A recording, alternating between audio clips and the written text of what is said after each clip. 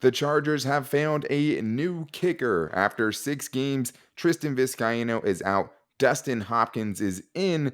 And the Chargers are now taking care of their special teams duties now with Andre Roberts and now a new kicker in Dustin Hopkins. And there's some Chargers, David, that are going to have to step things up towards the end of the season if they want to be back on the Chargers next season. But he's David Drogemeyer. I'm Daniel Wade, and we have a hell of a show for you guys today.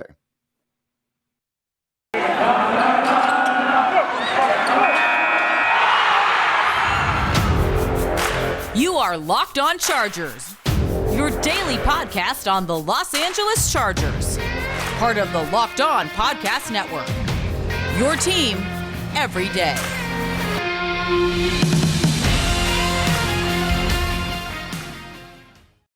What is up, guys, and welcome into the Locked On Chargers podcast. I'm your host, Daniel Wade, joined as always by David Drogemeyer. We've been covering the Chargers for over 5 seasons, started doing our own Facebook Live show, Chargers Domination Live. Now this is our 4th season as the host of the Locked On Chargers podcast, bringing you your team every day. Thank you guys for starting off the show, for making us your first listen. I know there's a lot of great Chargers content out there, and we appreciate you guys coming in and checking in on us, especially those who are checking us out on YouTube. And if you've forgotten, you can now follow our Locked On Chargers YouTube page. Make sure you guys go subscribe there so you can get some daily video content, really the only daily anything for the Chargers, especially video content, everyday podcast that you guys are going to find. And you can find us wherever you get your podcast from too. But talked about it earlier. I mean, Dustin Hopkins, David, the new Chargers kicker. So, I mean, I think we have to start there by Tristan Vizcaino. Now, Dustin Hopkins is the guy hoping to improve the Chargers special teams unit, but there was also something that piqued our interest when we were searching what to talk about today, and that was a Bolt Beat article talking about 5 players, and now 4 players, because Tristan Vizcaino was on that list, that need to play better down the stretch if the Chargers are going to bring them back in 2022. And that inspired us to do our own list of guys who have played well enough that if they keep it up, they're definitely going to be back with the Chargers in 2022. So let's start with the kicker, David. I mean, now we've seen the Chargers make 2 moves. First, it was Andre Roberts. Now it was Dustin Hopkins. And this is coming fresh off, hearing Brandon Staley say, I still have all the faith in the world that this is a very, very talented player about Tristan Vizcaino. Now, the next day, we're finding out that Tristan Vizcaino is gone, mostly because of the 5 PAT misses, right? 6 out of 7 on his field goals. That part of it was fine. But the Chargers tried out 2 kickers, according to Field Yates and some other sources. And one of them was Elliott Fry. One of them was Dustin Hopkins. And now, David, after being a longtime kicker for the Washington football team, he is now the Chargers' new kicker going down after the bye week. Yeah, I mean, sucks for Tristan Vizcaino, but he's a young kicker. He doesn't have a lot of success in the NFL, and I'm sure he's going to get more opportunities. He's just going to have to stick with it and try to get more consistent on those PATs. And those PATs should be automatic. I mean, there's a 33-yard field goal, and those are ones you just have to hit. And you've already missed 5 through 6 games. The Chargers had to make a move. They had to do something.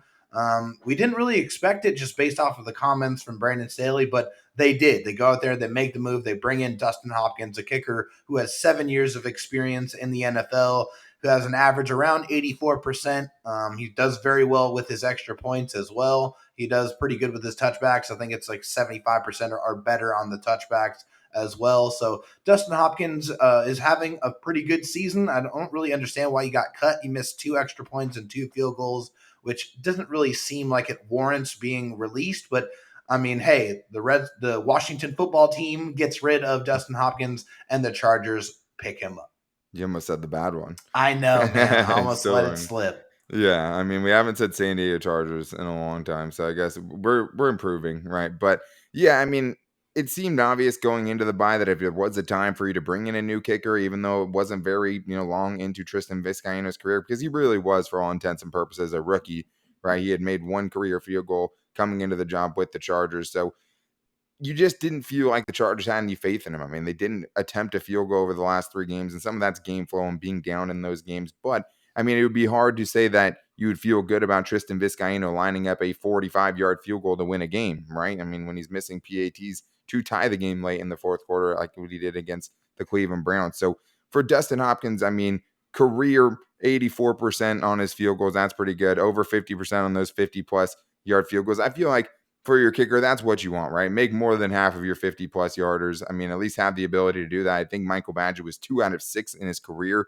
on 50-plus yard field goals, right? So that's only 33%. But for the PATs, I mean, you should be hitting at least, 90% of your PATs. I mean, this year, Dustin Hopkins, 10 out of 12. I mean, he's made as many kicks as Tristan Vizcaino in that regard on the PATs, with, 3 fewer attempts. So you trust what he's been able to do for the rest of his career as far as PATs. He didn't just lose that. Obviously, he, missed a couple with the Washington football team. They didn't have a lot of faith in him. He didn't have a great season last year, but the Chargers had to make a move because you could just feel, especially when you see Ty Long on the sideline, right, kind of ripping into him, what it seemed like from afar. This team didn't trust that kicker. So, like, Brandon Staley, I talked about it yesterday, right? Like, it looks bad on him if he keeps trotting this guy out there and he keeps on missing kicks. And now it's Dustin Hopkins. And it was the right move. It was the smart move, I think. You just had to try something different. But you never want to be the team that's having to try out multiple kickers in the same season. I mean, that's just never led to good things for any team, I would say, for the most part. But what it does show, David, and I mean, the front office deserves at least a little pat on the back here, right? Because Brandon Staley assessed the team during this, right, bye week, and we knew what the weak spots were already. And this was a time to do it. Now it's Andre Roberts, hopefully improving the special teams return game, and now Dustin Hopkins improving the kicking game. We still have to wait and see if they're going to do something riskier, right? If they're going to make a big move and actually trade for someone. Obviously, these guys were on the street, so it's easy access to go get these guys. But it still means the Chargers are continuing to, build this roster and shape this roster in Brandon Staley's image, and still trying to bring guys in if they have to. Like we talked about, you're not going to bring in certain positions and find answers at those positions. But I guess a minor pat on the back for the Chargers front office, at least going out and doing some things that needed to be done. Up to this point in the season, I think you had a checklist of things that you wanted the Chargers to kind of change or get better at. Number one was probably kick returner, punt returner. The second one, definitely kicker. Those are big problems throughout this first 6 games. And I think that third one is that defensive lineman. I know if you look around Chargers Twitter or, just Chargers anywhere, they all are saying, hey, we need help in this run defense. We have to add to that defensive line. We got to get an impact player. And it seems like the only way the Chargers are going to be able to do that is if they take a risk and they make a trade and they go out and get a player. If they do that, then you feel like, okay, the front office, the organization really feels like they're going to go for it here this season. You feel really confident that they've evaluated the team at least the same way everyone else seems to be looking at it. And they're going out and they're trying to do everything they can to make the team better. We haven't seen that yet, but we still have some time before the trade deadline. Yeah, absolutely. And I mean, the guy's Akeem Hicks, right? That's everyone is talking about on social media. He has ties with Brandon Staley in his time in Chicago. And I mean, the last time we really talked about it, the Bears were 3-3, kind of still in it, not obvious sellers at the trade deadline. I mean, he doesn't have any contract after this season. They might want to try to get something for him. Now they just got walloped 38-3 or 35-3, one of those two, with Justin Fields getting intercepted like 3 times, fumbling 3 times. That team doesn't look like it's going to do anything this season, even with a pretty good defense. So after next week, it could be even worse. They could lose another game, be sitting at 3-5 with the Chargers ready to make a big decision potentially. Just go ahead and let him go. Let him go. We'll take it. Go ahead and let him go. I still don't think it's going to happen at this point, but I do think the Chargers did the right thing by bringing these guys in. One thing I did think was interesting that I saw was Field Yates saying that the other guy they tried out, Elliott Fry, went 9 out of 10 in his workout with the Chargers, and his only miss was from 64 yards. He was most recently on Atlanta's practice squad, and that was from Field Yates. So what did Dustin Hopkins do at that practice, right? If the other guy's going 9 of 10 and obviously making some 50-yarders, unless they're going from 48 to just, all right, let's try you from 64, 2 yards less than what the NFL record is. Like, makes me think that dude might have been booming some 50-plus yarders, right? But obviously Dustin Hopkins must have done something to make the Chargers feel like he was worth taking over another guy who they brought in who had a really good day. I think if it was close, they probably just went with experience there, right? But I think the Chargers at this point, though, coming out of the bye week, can realistically feel like they have more upside at returner, right, with Andre Roberts. And they must feel like they can be better at kicking than they have been so far this season. At least have some more confidence. Yeah, and we'll see. I mean, Dustin Hopkins has to prove it. We know that it's not always a straight lateral move when you go from one team to another. It doesn't always mean it's just going to translate. And if there's been ever a franchise that has turned good kickers, right, or guys who we don't really know what they are and just had them be worse, with the Chargers, or with the new team is the Chargers. But we do have 2 more segments to get into. So coming up next, we're going to talk about a Bolt B article talking about 5 players who must improve going down the stretch of the season if they want to be brought back to the Chargers for the 2022 season and beyond. And we're going to get into that coming up right after this. But first, I need to tell you guys about an app that if you don't have already, you're missing out. And it's the Get Upside app. I mean, it's an incredible app that everyone needs to buy if they get gas.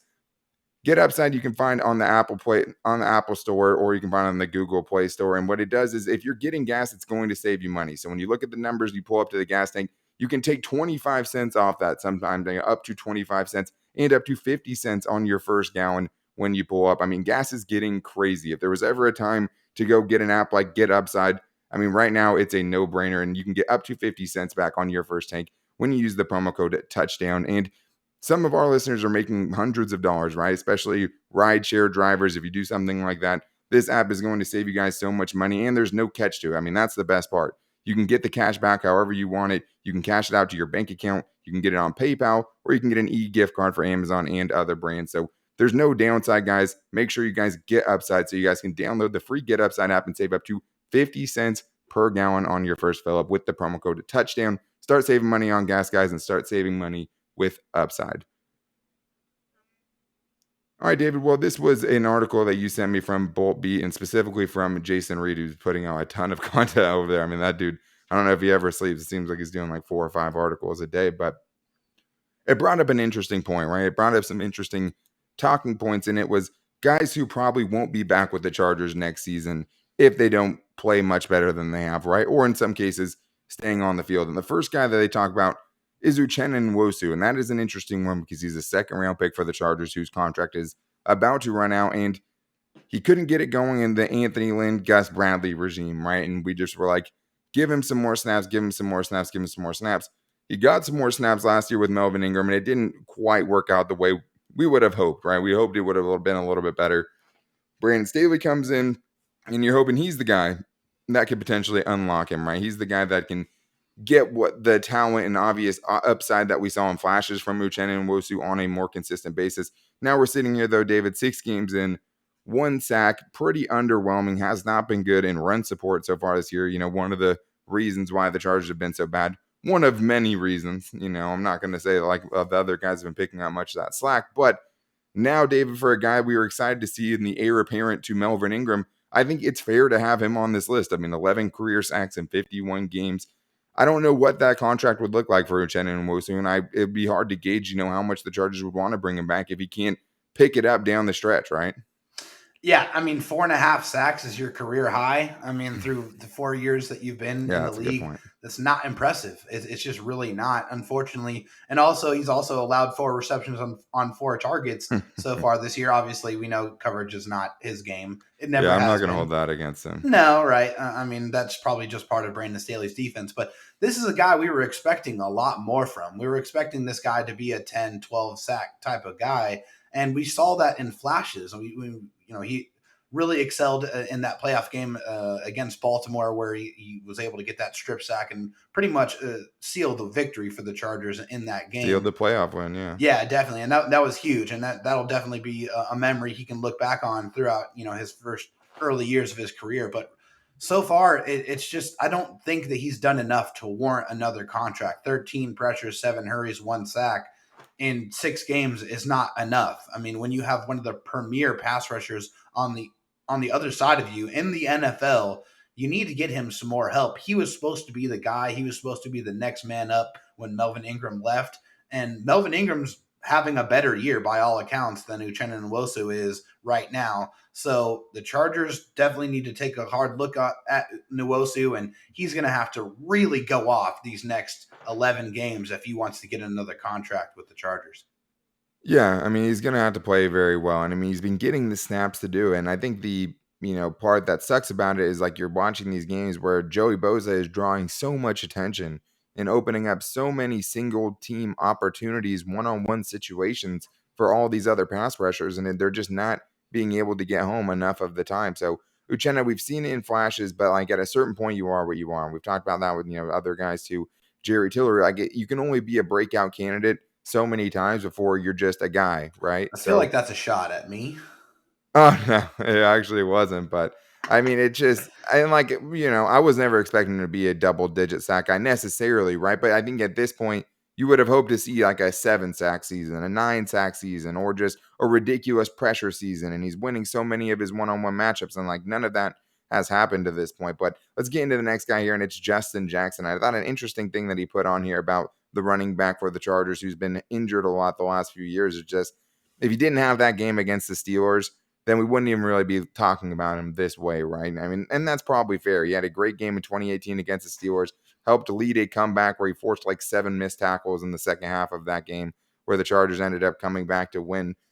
But then I remember the next season, though, too, he played like 2 or 3 games and he was averaging like 9 yards a carry or something along those lines. And it was like, oh, damn, like this dude is for real. And then he got hurt, came back, wasn't the same. And I don't even know if it's a question. Like, I mean, it seems like he still might get some run, right? He's still active on game days when he's healthy. He's not like Josh Kelly or Larry Roundtree where they're, maybe just making him inactive. At the same time, though, I mean, a lot of that is special teams, right? He is playing on special teams. It's hard to imagine a situation right now where the Chargers bring Justin Jackson back in 2022. Yeah, a guy who was very durable at Northwestern, did not miss a game in his college career, has missed 19 games in 48 potential opportunities in the NFL. He's just been very hurt. That's been the story. That's been the storyline of his career in the NFL is his inability to stay on the field. Now, when he is on the field, he's a decent player. I mean, the 4.7 yard per carry average, not this year, but he's been a decent player. He's had some good agility. He has some good explosiveness and some speed, but he just hasn't been able to stay on the field and be consistent. This year, it's been bad. 10 rushes, 22 yards, 7 catches for 34 yards. He hasn't got a lot of opportunities, but he hasn't done very much with the opportunities that he's been given. Justin Jackson, I don't think there's anything that he's going to be able to do with the remaining time that he has to be able to stay with the Chargers. I mean, the Chargers drafted 2 running backs in the last 2 years. I just don't think there's any way Justin Jackson is wearing lightning bolts next season.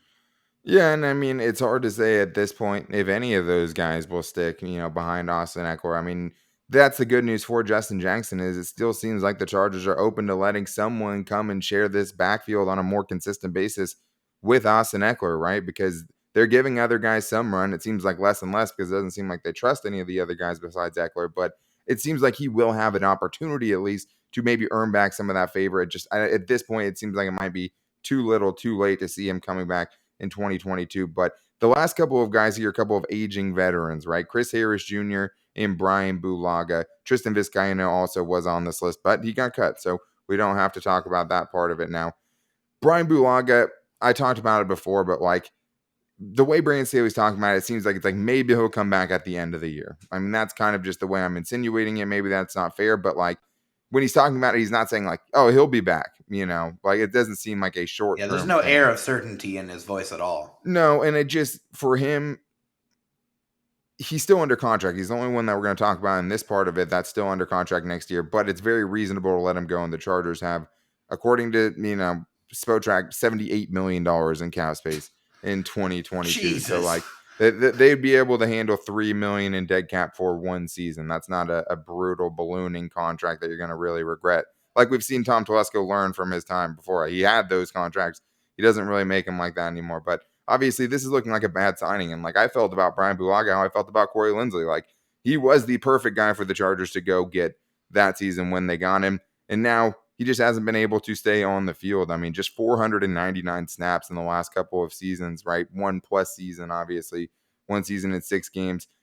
And the problem is, like, last year he played 10 games, right? But even those 10 games, like, he didn't finish a lot of those games. Yeah, so what, 45% of the snaps, right? I think we've come up with that number a couple of different times, which for a guy making $10 million a year, that's not going to get it done.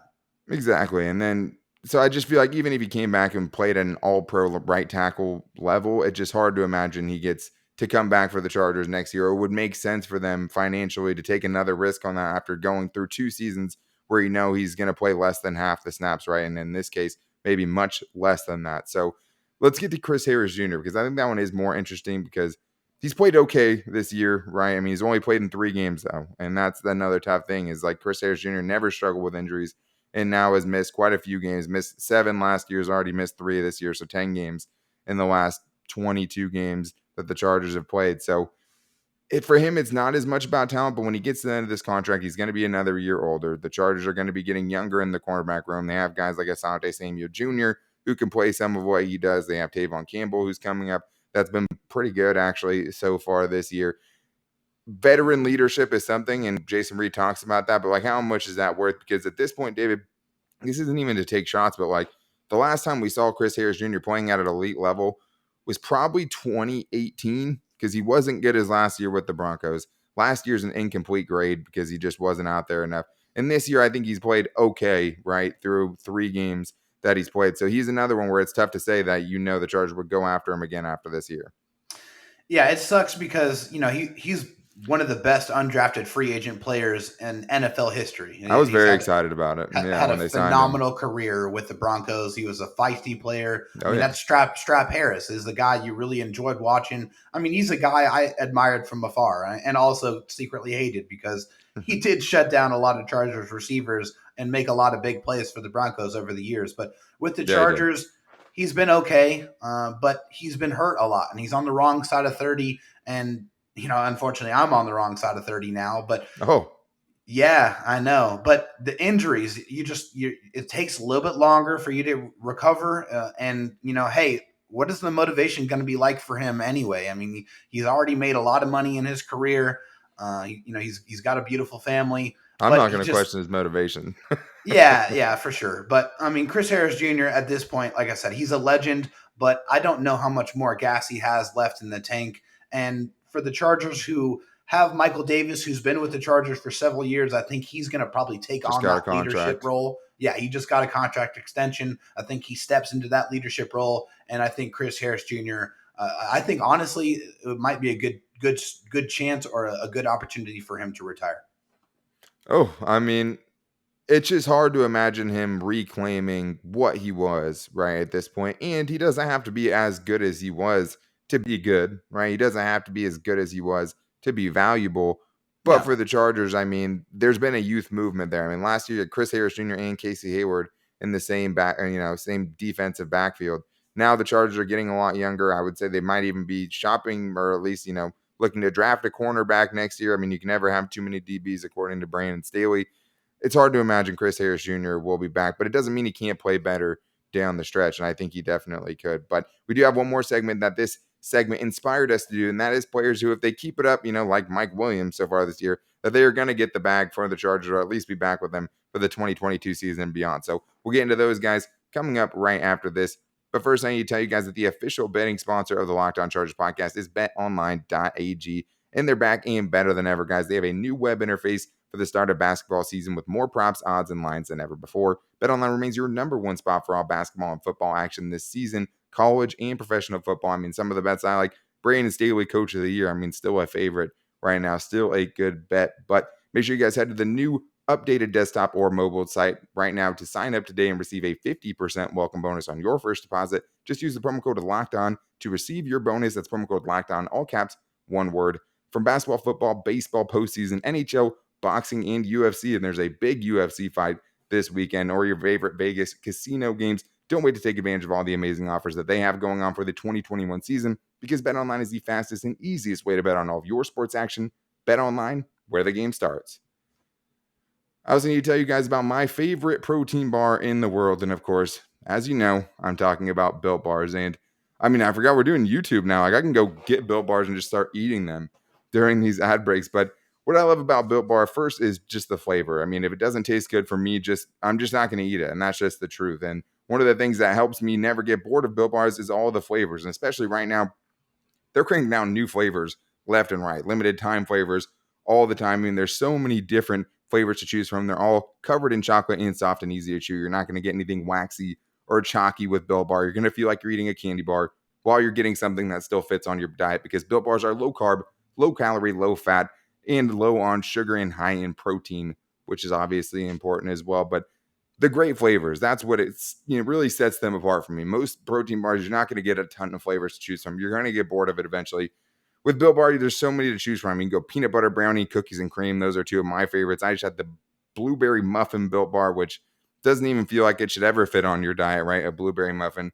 And it does, but you can go salted caramel, double chocolate, cherry barcia, which is obviously the best named one out of the group, but you can even save some money on it. If you guys want to get in on the best protein bar that you're going to find, make sure to go to built.com, use the promo code LOCKED15 to get 15% off your first order. That's built.com, promo code LOCKED15 to get that, to save some money at built.com. All right, David. Well, we have one more segment to get into here. And again, I just want to thank you guys for checking out the YouTube show, continuing to listen to us wherever you get your podcast from, and most importantly, making us your first listen. We really appreciate that. But obviously, David, when you're talking about guys that, aren't going to come back next year, it's fair to talk about the guys who will come back next year, right? And with Mike Williams, I feel like at this point, obviously, if he keeps up what he's doing, it's a blank check, right? I think what makes it interesting, right, is if he slows down considerably, right? If he misses 6 games, that's when things are going to get a little sticky because, obviously, if he keeps this up, he looks so good in this offense, but you've really only seen this is the best start to a season he's ever had. So obviously, he's the guy that you look at number one who is going to be with this team next year, but he still has to keep it going to some extent. He still has to finish up, have a pretty good season the rest of the year. Yeah, no question about it. Yeah, obviously. He absolutely has to stay healthy. But I know Mike Williams has the respect of the organization. They know that he's a very tough guy. He's played through a lot of injuries. Yes. And he's been there for his team. And that definitely means something. And that is very respectable. But this year, it seems like everything's clicking. Of course, he's got those 6 touchdowns on 498 yards, 179 yards after the catch. Yeah. That is awesome. And it's just because they're giving him those opportunities to take the ball and run, and he's making the most of it. He's also got that and 2 wide open touchdowns against the Browns as well. Yeah, obviously helps that number a lot. That helps it, yeah. And then it helps also the 15.1 yards per reception average as well. But Mike Williams is going off. I mean, but hey, if he does continue to go off, the Chargers are going to have 2 wide receivers that are going to be at or close to the $20 million per year average with Keenan Allen and Mike Williams. And there's not a lot of precedent for teams doing that, right? In the same salary cap space, right? The good thing is and that the other thing we're talking about trading for people and stuff, it's this is the window now though, because you can afford to do that a little bit when you have Justin Herbert, right, on his rookie contract, but you could have a big extension for Derwin James coming up too. Obviously, like I talked about, the Chargers, according to Spotrac, have $78 million with the rollover that they have this year going into the already free space they had next year. That's a ton of money. That's usually what you see the Jaguars have, just because they're not signing everyone. They're just too busy being terrible. But I think that, the Chargers will have the space to do it. And it's nice going into a segment like this, who are they going to pick, right? Because it's they'll have everyone that we're about to talk if they about, want to, yeah. Every person that we're going to talk about, they could bring back next year, even if they absolutely ball out down the stretch. So let's get into the next one here. I think Kyzir White is another guy, David, where he's played well enough that you definitely would want him back in 2022, right? But it still is kind of an interesting situation because Kenneth Murray after this is going to have 2 more years plus his 5th year option, which what are you doing with that right now? That's a conversation for another day. But you also have Drew Tranquill. You also have Nick Neiman, coming up through the ranks as well. So it is going to be interesting with Kyzir White, and obviously if he continues to play well, and I think plays the run a little bit better than he has more consistently, he's a guy that has to be near the top of the list because he's just been making plays, 2 forced fumbles, 2 interceptions, getting tackles for loss, getting nice reads on screen passes, stuff like that. So right now, though, he's definitely put himself in a great position.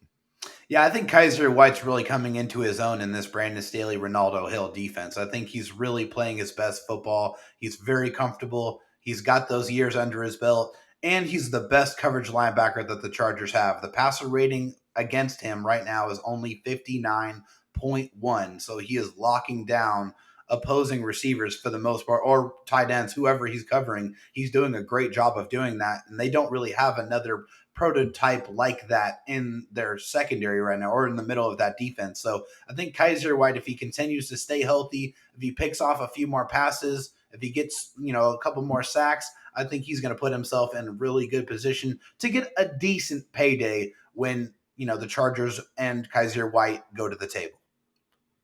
Yeah, I think it's tough with linebackers. The thing is, I think he's not good enough to really get a huge contract at linebacker, but that probably works out in the Chargers' favor in this sense because I don't think he's going to cost a lot, next season. Denzel Perryman had his best year last year. he didn't sign for very much, and he still played, pretty well when he's been in there for the Raiders this year. So linebackers are weird where you have to really be like a Darius Leonard, right? You have to be a Fred Warner to really command the big bucks at that position. Yeah. I do think that Kyzir White could be cheap, and he's played himself into a really good spot to get that contract from the Chargers in 2022. But there's a couple more very interesting ones. Like we're talking about Linval Joseph. He's almost more in like the Chris Harris Jr., Brian Bulaga territory where he would just have to play so well because, look what happened when the Chargers brought Brandon Mebane back, right? After that first initial contract that he had. We all kind of knew it was the wrong decision. Linval Joseph has played fine. He's been one of their better run defenders this season. It's just he still isn't generating pass rush even after, one sack that he got. It's still not really a factor in that regard, but he could be, right? Down the stretch, if he picks up 3-4 sacks, we're talking about a different conversation. That one is tough, but Kyler Fackrell, Jared Cook are two other guys where they signed 1-year contracts, and I think they've lived up to him, right? Kyler Fackrell, I think, has played well. I think he's been a more well-rounded player so far this year than Uchenna Nwosu. He has 2 sacks and less pass rushing snaps than Uchenna Nwosu has his 1 sack in, right? They only gave him credit for 5 pressures. I feel like that's not enough. That seems a little low for me from Pro Football Focus, but Jared Cook as well. Jared Cook, and for Kyler Fackrell, like, let me just say first that they could bring him back in this role. Like, that's what I'd be in favor of right now until we see more. Like, if he keeps playing exactly the way he's been playing so far, you still need to address edge rusher. We haven't really seen Chris Rumph yet, but you need a dude across from Joey Bosa that can wreak havoc. That's what takes your line to a special place, is when teams have to make tough decisions on who they're going to double team on that line. Kyler Fackrell is not that dude, but in his current role, if they want to bring in a young guy and have Kyler Fackrell in here to kind of groom him, take some snaps next season, I would get that, and I would understand that. I think he's played okay. Jared Cook, there was another guy where he's getting older, but he's still productive. If you look at his stats, right now he's on pace for 60 catches, 666 yards, and around 6 touchdowns. Like, that's, if Hunter Henry did that, he'd probably still be with the Chargers, right, if he had done that consistently. So Jared Cook is tough, David, because he's older, but he still has been productive. Yeah, 235 yards, 2 touchdowns up to this point. Very respectable, 11.2 yards per reception, 5.4 yards per catch. And some big catches too, right? Yeah, some big, exactly. Some big situations, and he has that veteran presence. So I wouldn't mind, bringing back Jared Cook as long as he continues to stay productive and consistent throughout the year, because I think he's a great person to continue to groom Donald Parham and Steven Anderson and eventually Trey McKitty in this offense, because I don't think those guys are Trey really McKitty ready. Existed before you said that. Right? He's been inactive in the entire season, but I hope that the Chargers have a plan for him eventually, but I think Jared Cook is a solid guy. I think he needs to stick around because I love that veteran presence and that just, the mental acuity in this Saints-driven type offense. I think it would be a big benefit. And also it seems like he has a good relationship with Justin Herbert. Yeah, and I think a lot of it has to do with what Donald Parham looks like, right? Because right now he's gotten in that Ladarius Green territory where it's like you're seeing some flashes from him, right? And you're like, well, damn, if that dude just got, 6 catches a game, was able to run like that, like he could be the best tight end in the league. And we saw what happened with him after he left the Chargers. Really nothing. Injuries derailed some of that, but like I think that'll be a big part of it because Steven Anderson's solid, right? Donald Parham, obviously you see the talent. So I think it's going to have a lot to do with those guys, how they progress throughout the rest of the season on whether the Chargers want to bring back Jared Cook or need to bring back Jared Cook. You still want to have one of those guys that's that guy at that position. And right now you don't know. Like Hunter Henry, you knew he was going to be solid. Like you knew he was going to be a borderline top 10 tight end when he was healthy in the lineup, but health was a big concern for him, obviously. You don't know that about any of the Chargers tight ends right now, right? Jared Cook is, I would say, an above average tight end, even at his age right now, but he is still getting older. You want to find a dude, you still should be looking kind of at that position is what I'm saying, unless you start seeing some major steps from some of these other guys. You just don't have one of those top tier dudes. But like even then, like how many elite tight ends are there really? Like the Darren Wallers, the Travis Kelce's, the George 4 or 5, Kittles. maybe. It's a lot easier said than done. Like tight ends are harder to draft. Kyle Pitts, obviously, you want one of those if you can find one of those. That but guy's a monster. Don't exactly grow on trees, but it is going to be interesting to see what they do with some of these veterans because those guys have all played well that we've talked about. But depending on age, I mean, the contract isn't going to hold them back, though. Like, that's the nice thing for the Chargers. It's not, if they don't sign these guys, it's just going to be because they feel like they have better options, right? Or they want to go out, get somebody else potentially. But the Chargers will hold all the cards in that situation. The Chargers are Uncle Scrooge right now. They're just going to be swimming in cap space. I mean, I feel like the Chargers are too much Uncle Scrooge right now because I want them to open up that pocketbook and bring in somebody like Akeem Hicks, right? Like, let's open that thing up and stop holding all the gold coins in that vault. And I think we would all be appreciative of that. But that is going to wrap things up for today's show. But thank you guys for listening today. Thanks for making us your first listen. And make sure you guys are back tomorrow because David is going to be joining Mike Debate from the Locked On Patriots podcast. And we're going to do crossover Thursday for this giant game for the Chargers this weekend against Bill Belichick, Mac Jones, and the Patriots. So to get some enemy intel on that, make sure you guys are back here tomorrow. And you can do that by making sure you're subscribing to us on our new Locked On Chargers YouTube page. Make sure you're following or subscribing wherever you get your podcast from: Apple Podcasts, the TuneIn app, the new Odyssey app, Google Podcasts, Spotify. You can find us basically everywhere. Make sure you guys follow the show on Twitter as well. You can find every episode on our Twitter at Locked On LAC. You can find our Twitter for me at Dan Talk Sports and for David at Dro Talk SD. And we wanted to do some voicemails. We didn't really have enough to do them on today's show. We still want to start doing that, even though we're doing YouTube now. We still want to get into that. So if you guys want to call into that, you can call into 323-524-7924. And we're trying to get every Chargers voicemail played on the show. But we are so close to being back to football, David. The bye week is almost fully over, and the Chargers are almost back to playing football on Sundays. Thank and they you, have a huge Jesus. matchup against the Patriots. So make sure you guys are back tomorrow for our first ever Locked On Chargers YouTube crossover event, right? That'll be our first one tomorrow. So that's exciting. Make sure you guys are back here with us tomorrow. Until then, take it easy and go Bolts.